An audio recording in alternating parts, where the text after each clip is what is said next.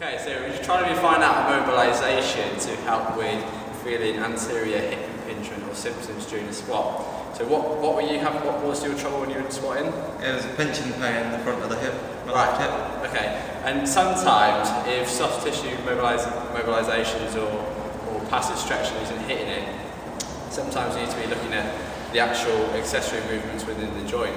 So what we've got here is we're using the band, we're using quite a thick band to apply a kind of lateral distraction, so pulling the hip joint out slightly laterally to create more joint space for mobilising hip into flexion. So we need quite a lot of tension in the band to create any kind of joint change. So if you shuffle that way, so this is kind of a partner joint, you really need two people to do this.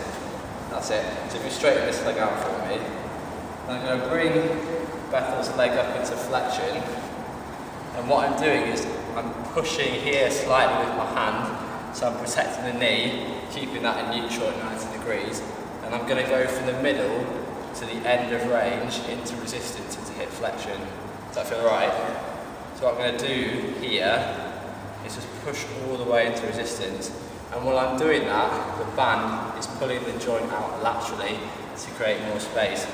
So hopefully what you should start to find is that you're not getting that hip impingement or like that. So what that should start to do is alleviate the symptoms of hip impingement or any kind of discomfort at the anterior hip.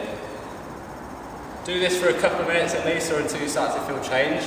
And then the best way to obviously test if it's working is to go back to the movement you were doing before, say squat, and then see if you're still getting the same problem. If you are, try it again, and if not, you better try something else. That's it. See you later.